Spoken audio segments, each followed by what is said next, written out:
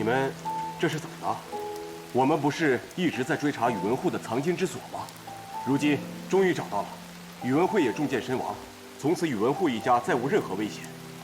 你们为何还是一副心事重重的样子？藏金是找到了，可接下来？接下来，自然是将藏金运出来，上缴啊！上缴给何人？皇帝啊！你们的意思是？原本确实该如你所说，这笔藏金该上缴给皇帝，再由皇帝支配于你。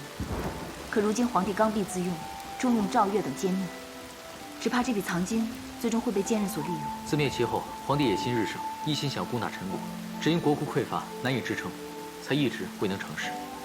若是他知晓了这批藏金的存在，只会增强他攻打陈国的决心，最终受苦的是更多的百姓。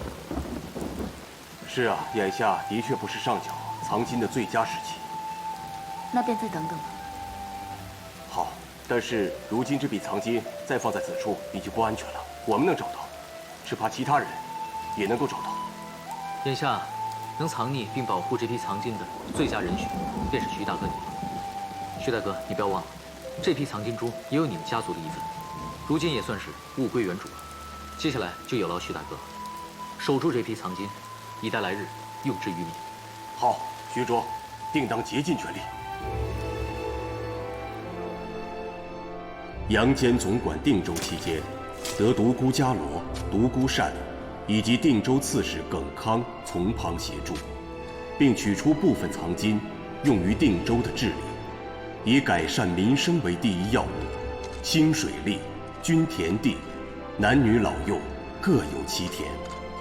独孤伽罗以教授妇女刺绣，又得徐卓相助，卖往各处。一段时间后，定州百姓耕者有其田，住者有其屋，百姓安居乐业，人口大大增加，成为大周的富庶之地。杨坚离开长安后，宇文邕下令以儒为本，禁佛道二教，周国境内容佛焚金，驱僧破塔，毁寺4万，强制还俗僧道尼达300万之众，绝大多数人无田地可耕，无生计可谋，一时间北周四处动荡，民心不安。转眼过去，定州在杨坚的治理下物阜民丰，杨家的几个孩子亦长大成人，杨丽华亭亭玉立，杨勇英勇神武，杨坚与伽罗也已适应定州生活，闲时弹琴作曲，上山狩猎，忙时处理政务，夫唱妇随，一家人其乐融融。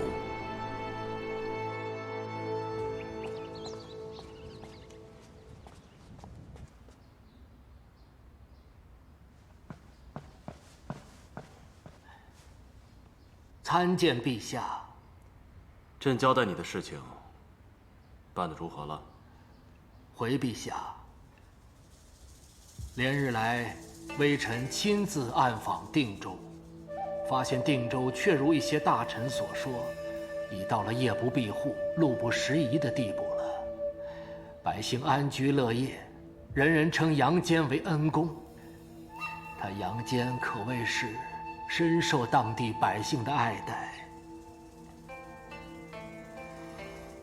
恩公，莫说百姓了，就连朝中的一些大臣，也因这几年定州赋税上贡最多，私下里对他是大加赞赏。如今这个人，可谓是声名日盛，众心所向啊！众心所向。定州的兵都还安分吧？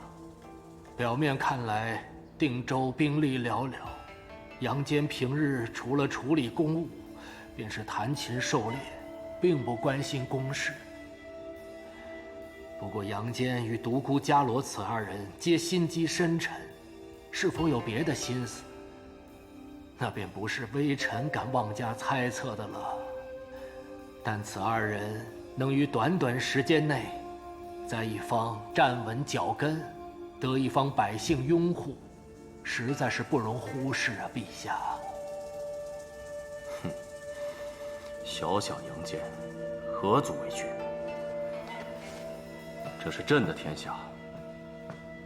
杨坚他再有通天的本事，也只不过是朕手里的一只蝼蚁。他再能翻腾，也在朕的鼓掌之间。陛下说的极是，不说别的，就说那杨广在宫中为质子，他杨坚就不敢有其他想法。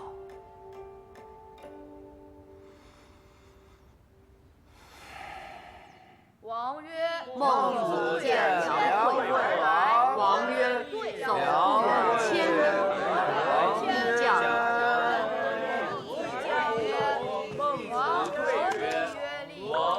孟子对曰：王何必曰礼？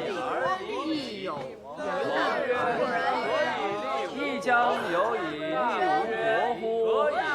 王将士庶人曰：何以利吾身？上下交争利，而国危。走不远千里而来，亦有人疑曰：何以利吾身？太子诸位公子，一定要将方才教你们的内容再用心诵读一遍。我去就来。啊，好，是太傅。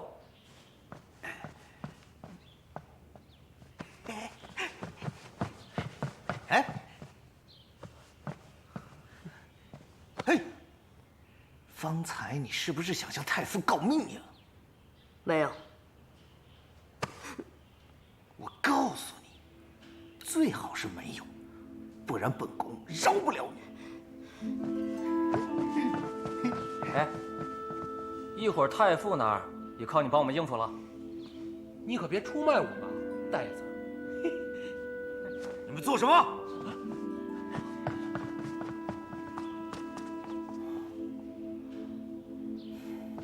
这帮臭小子，他们又欺负你了？没有，他们没有欺负我，我们只是在玩闹。玩闹？我刚才都看到了。你呀，你同你母亲一样，要强。我母亲什么样，我并不清楚。阿广，你不能这么说。你要知道，留你在长安，你父亲母亲那是情非得已。你要理解他们，不要怪他们。我没有怪他们。高伯父，太傅快回来了，你先走吧。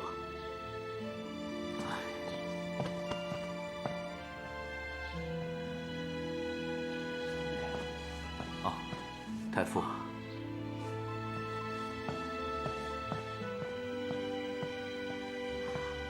太傅，好了，你不必再帮他们找借口了。这个太子啊，太不像话了，太不像话了。哎，好了，接着念，再念3遍啊。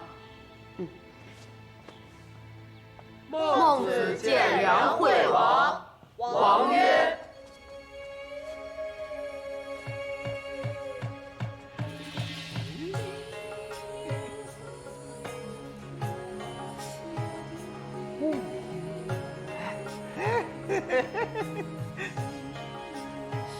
好，好，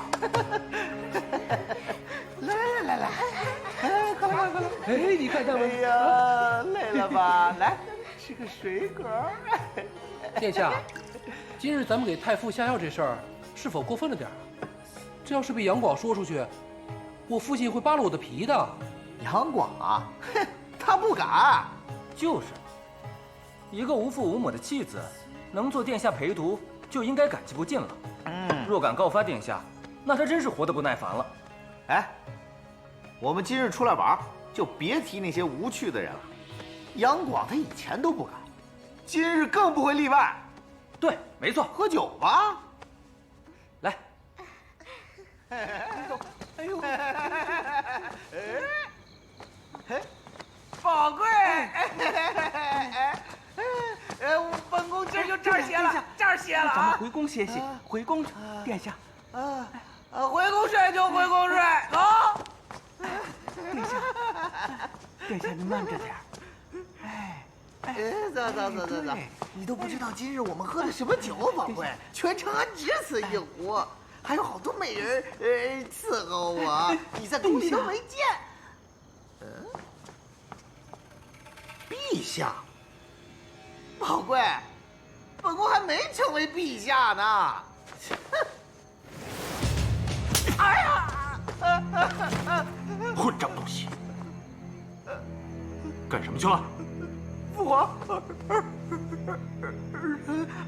身为东宫太子，不思进取，贪图享乐，诗书礼乐一概不懂，治国之道更是无从谈起。文不能治国济世，武不能上马安邦。如今居然学会偷出宫喝花酒，若不是太傅告诉朕，朕又要被你骗了。我，宝贵！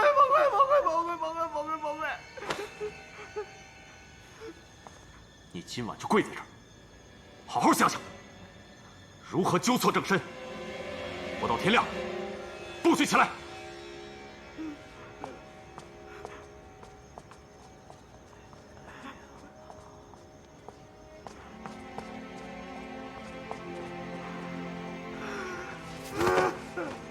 你为何不早说你？殿下，陛下让咱跪着呢。殿下，太公，微臣不是早就说过，凡事要隐秘行事，不可张扬。你这不是明摆着惹陛下生气吗？今后宰相出宫，交给微臣安排，保证万无一失。还是你最懂我呀，太傅。陛下心里明白就好，此事不可张扬啊！好，微臣不宜久留，如有需要，随时召唤。太公，那你快回去吧，啊，去吧。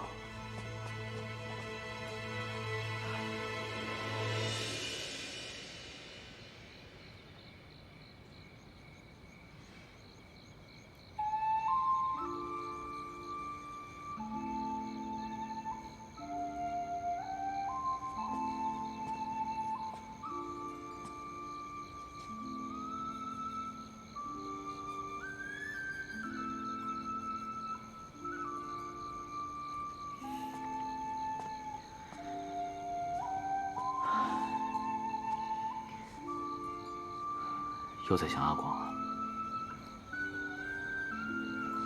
也不知他如今过得怎么样了。吃饱了吗？睡得好不好？开不开心？关于他的一切，我都想知道。我也想念阿广。我为人夫，却不能让你们母子团聚，过上太平安稳的日子，是我的错。是我错了，我该处理好与他的关系，我该阻止你进宫的。伽罗，若是像你这么算下去，人无论做什么都是错的，做什么都不对，出身是错，出生也是错。说到底，终归是因为掌控不了自己的命运，所以做什么都是错的。也不尽然。在这千变万化的世道当中，若是我们能把握好机会，未必不能掌握自己的命运。伽罗，我向你保证，我会想尽办法，让我们全家人平安团聚。我信你。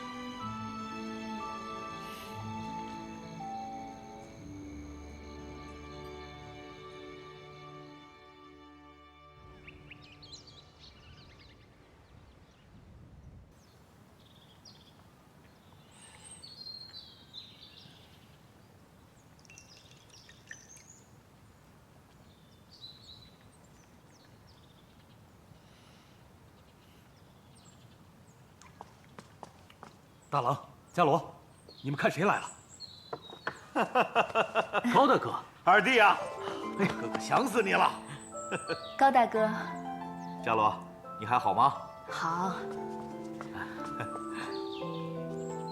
哎，这位是灵儿。灵儿，快见过你杨叔父、杨叔母。高陵见过杨叔父、杨叔母。你看这孩子，这孩子都让他父亲给惯坏了，一点女儿家的样子都没有。我看他很有高大哥年少时的风采。哎，那是自然了。丽华、永儿，来。见过义父义母。哎呀，你看看，孩子们都长这么大了。哎，你我一别多年，这孩子可不就长大了吗？可不是嘛。哎，今日看到你们夫妻二人过得如此安逸，我这做大哥的心里也就放心了。哎，大哥，最近长安如何呀？孩子们都进屋去吧。灵儿，来，跟我们去屋里吧。丽华、永儿，好好招待灵儿。来，大家都坐吧，坐。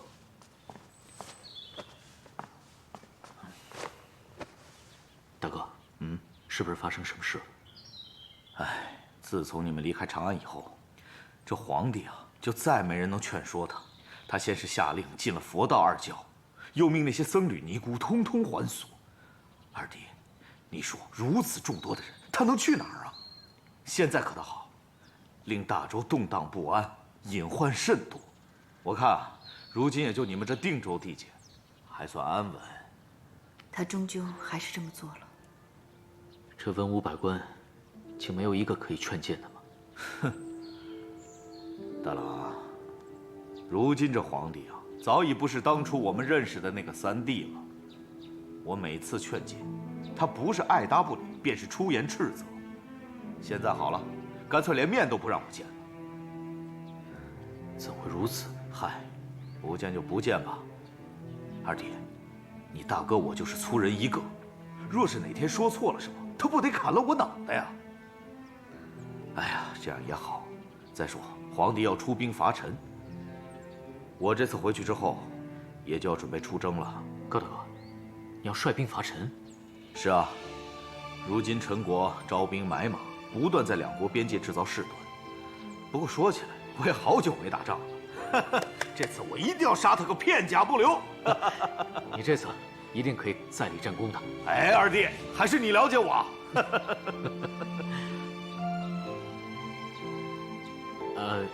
高大哥，你和夫人远道而来，我与伽罗一定要尽地主之谊，好好招待你们。今夜就留下来，咱们不醉不归。好，咱们就不醉不归，喝。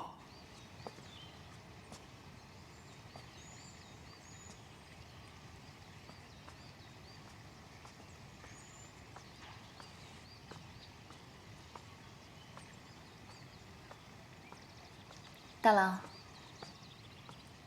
在想什么？其实这些年来，我心里还是放不下一件事。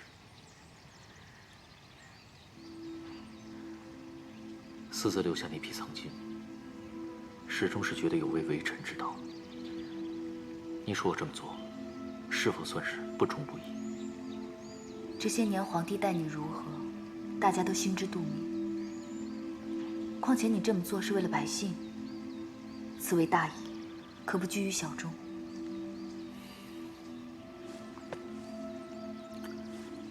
有你懂我，那就够了。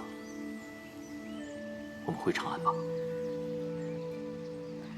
我知道你是为了杨广，其实我也恨不得立刻回到他的身边。但是你忘了，当年我们为何会来定州了吗？所谓伴君如伴虎，更何况你们之间早已心生嫌隙，且如今皇帝到底变成什么样，我们并不清楚。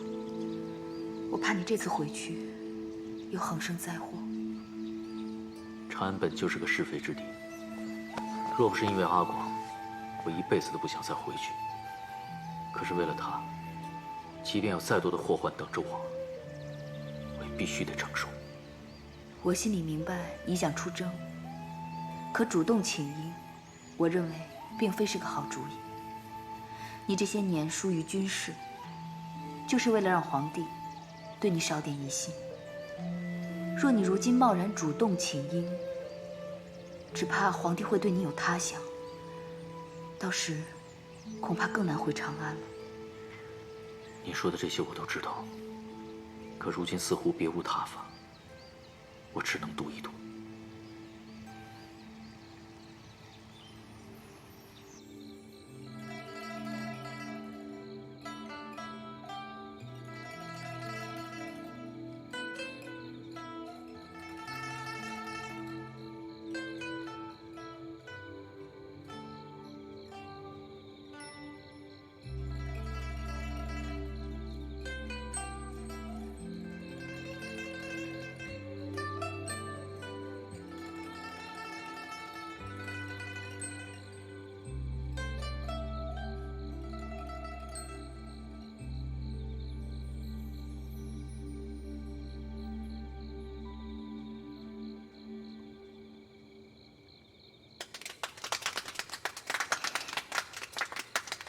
二弟啊，了不得呀！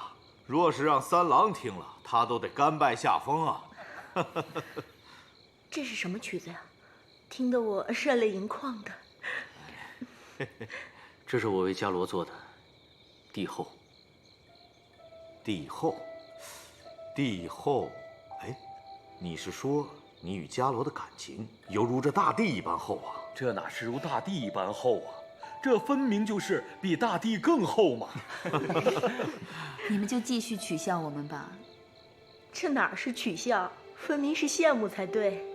哎，你这话说的好像咱们俩不恩爱似的。真的决定回长安了吗？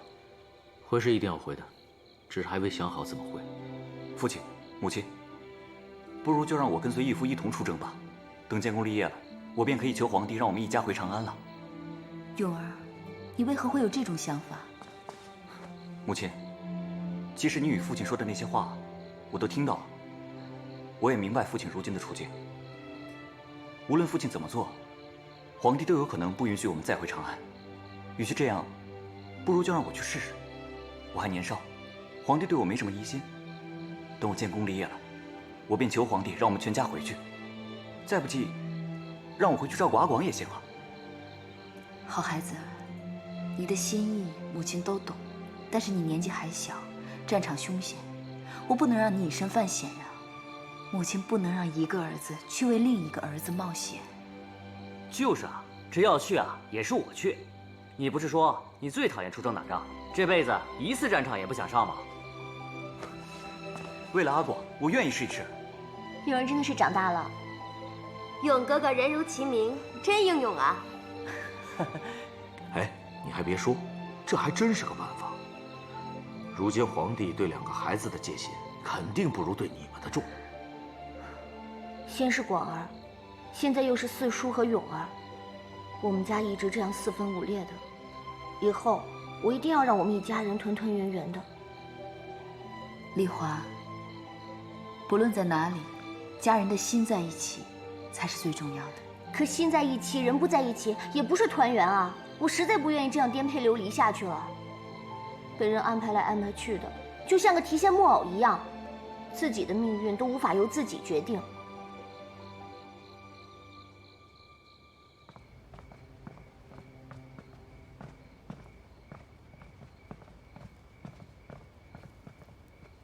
臣高炯，草民杨爽，草民杨勇，参见陛下。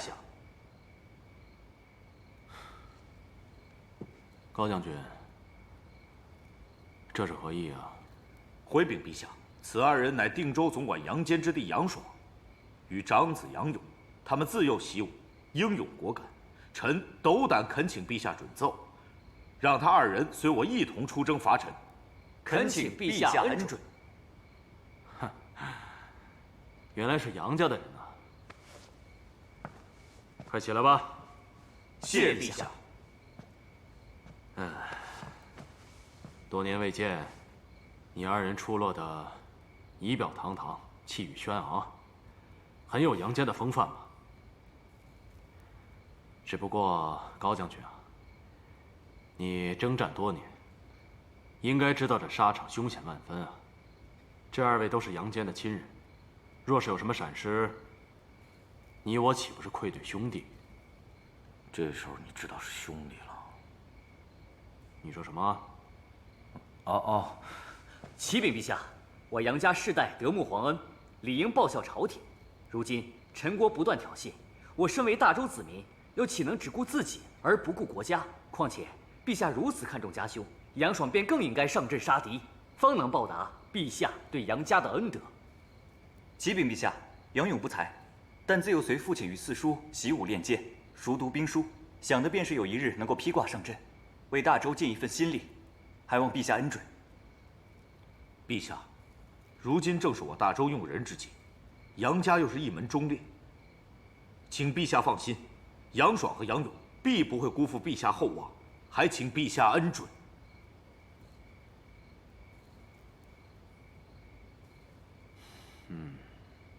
既然你们有如此报国之志，朕若再不恩准，倒显得有些护短了。那朕便准你们所奏。谢陛下。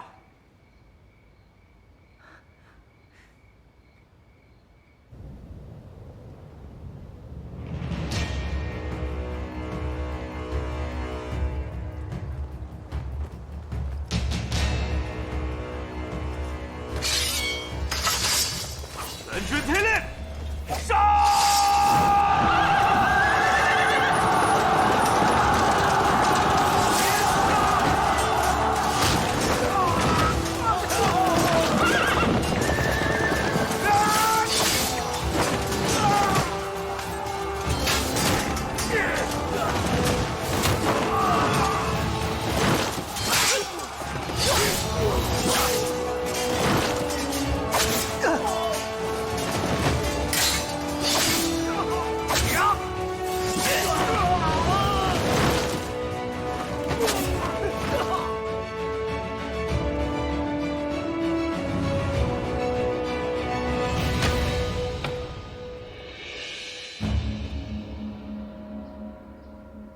此番大败陈军，你二人功不可没。朕特封杨爽为正五品右小公伯，杨勇为正五品中士上士。诸卿都应当以杨坚为楷模，不仅自己能上阵杀敌、建功立业，还能为我大周培养出后继之才，以保我大周千秋万代。臣叩谢皇恩。平身。谢陛下。陛下，臣有事启奏。说吧。启禀陛下，陛下独尊儒，禁佛道二教，本意是想让僧尼还俗，以促进农耕不织。然而多年下来，却并未见到显著成效，反而杨坚治理下的定州却是成绩斐然，大有所为。此番征战虽大败陈国，但我方亦有损伤啊。高将军，臣在。将士的抚恤事宜，你可安排好了？回陛下，都已安排妥当。陛下，关于定州，那就好。陈国兵败，已无力再与我大周对抗，他们已派使者来求和。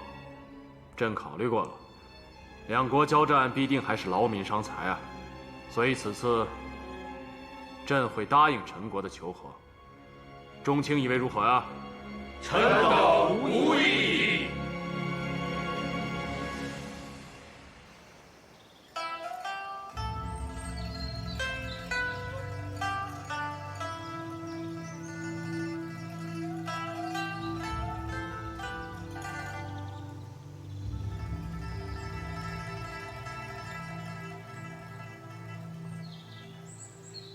怎么了？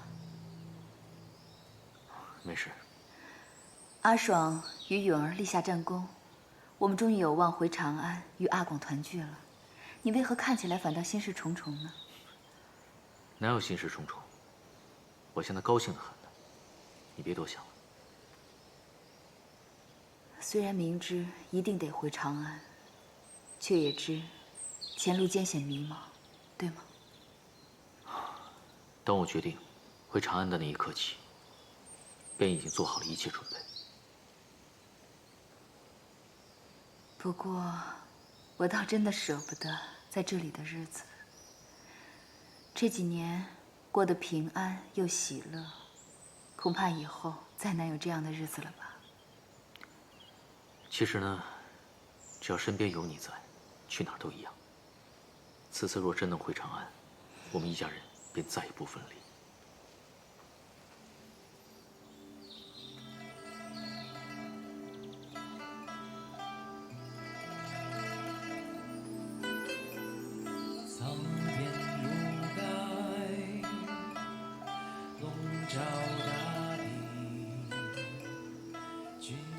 这是新做的曲子吗？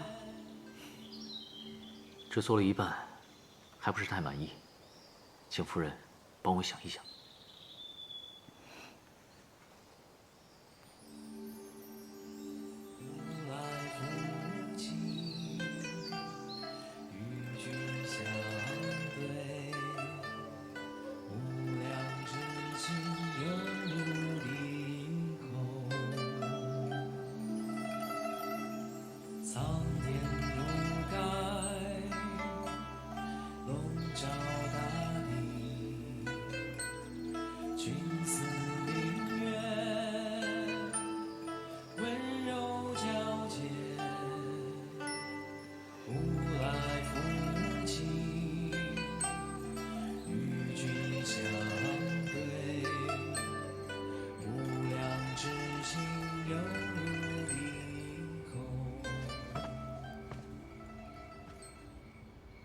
陛下，听说你不肯让杨坚夫妇回长安，你是不想见独孤伽罗，还是无法释怀？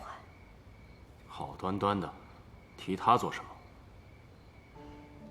其实臣妾心里还是高兴的。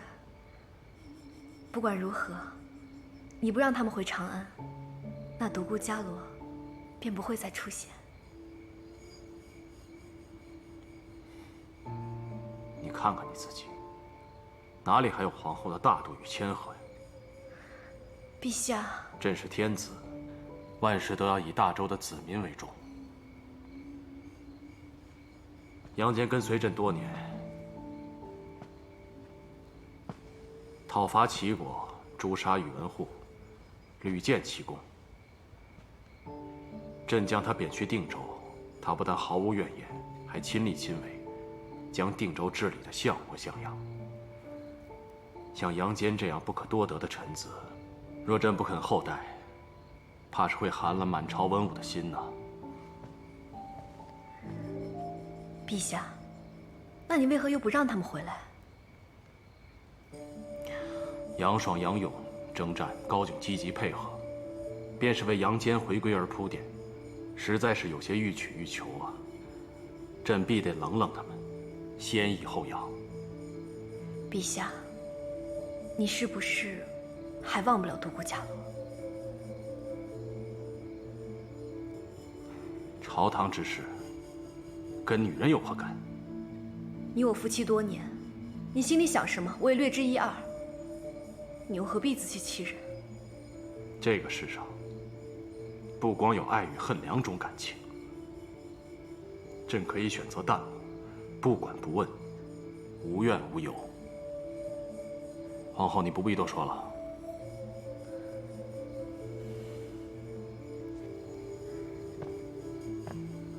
这满口堂皇不过是自欺欺人。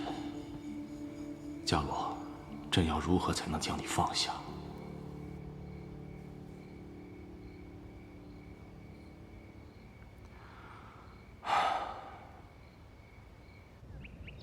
之前您交代的在定州兴办私学之事，下官已经着手在办，估计下个月便可以在两家学塾开始广纳寒门子弟了。学问是不分贵贱的，我们要让寒门弟子也能有读书识字的机会。今后的定州就要靠他们。大郎，伽罗，怎么了，大哥？皇帝下旨了，让杨坚携家眷回京述职。恭喜杨总管，杨夫人。耿兄，定州日后的大小事务，便全都交给你了。您不在，只怕定州的事务一时会陷入混乱，定州的百姓也会舍不得您呐。我自然也舍不得他们，只是有些事情，不是我们能决定的。下官明白，像您这样能力出众的人，是该回长安大展拳脚。此行，也不知是福还是祸。逃避不是办法，唯有正面应对。此番回去，千万要行事低调，勿再引起皇帝的注意，我们杨家才能平平安安。不求有功，但求无过。希望他肯放过我们，还我们一个平安完整的家。不过想想，我们终于能见到家人了。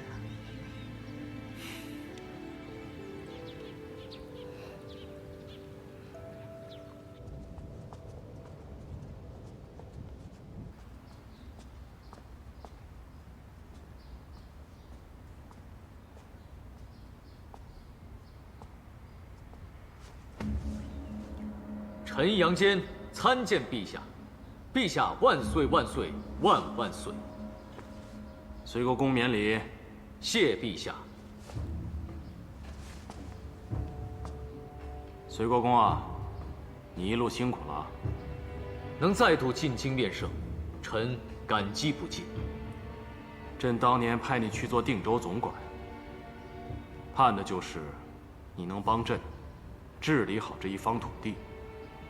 你果然不负朕望，在定州开水渠、灌良田、推均田、促布支，短短时间，便让定州的百姓安居乐业，也为朝廷缴纳赋税。不仅如此，朕还听闻，你近日在定州兴办私学，此乃造福后代之举啊！谢陛下谬赞。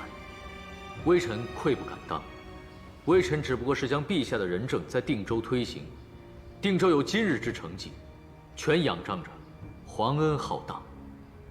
朕素来知道你不是贪功之人，但功就是功，有功之臣，朕必定重赏。朕封你为地官府小司徒上大夫，赏黄金100两，锦缎20匹。快谢恩呐！谢恩，快！谢陛下隆恩。还有啊，即日起，你要将治理定州的经验总结一番，并根据各州郡的异同，商讨出适合各州郡的治理方案。朕会下令，让各州郡派官员进京，与你一同探讨学习。臣领旨。母亲，您走慢一点儿。母亲是想早些见到弟弟。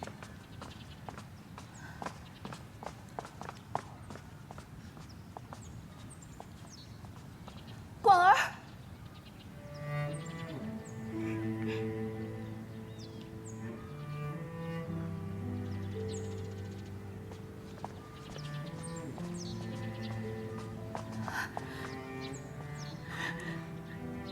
广儿。母亲，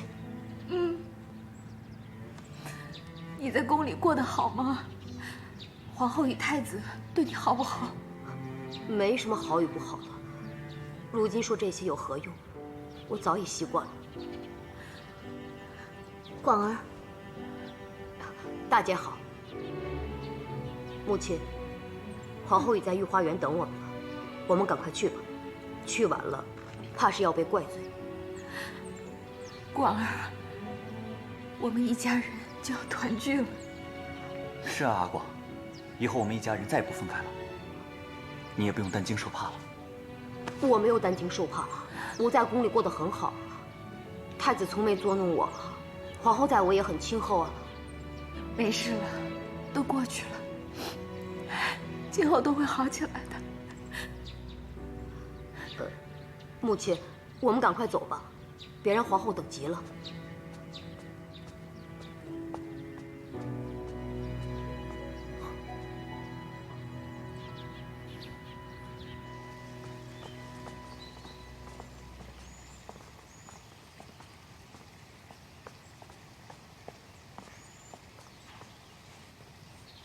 臣父独孤伽罗参见皇后。无需多礼，起来吧。谢皇后。皇后，这么多年没见，您一点都没变。有些事情能变，有些事情却变不了。他们都长这么大了，这孩子长得倒挺像你的。我是母亲生的，自然像他。丽华，皇后面前不许无礼。无妨，咱们是旧相识，不必讲什么虚礼。儿臣给母后请安。渊儿，你来的正好。这位是随国公夫人，你幼时见过，可还记得？见过随国公夫人。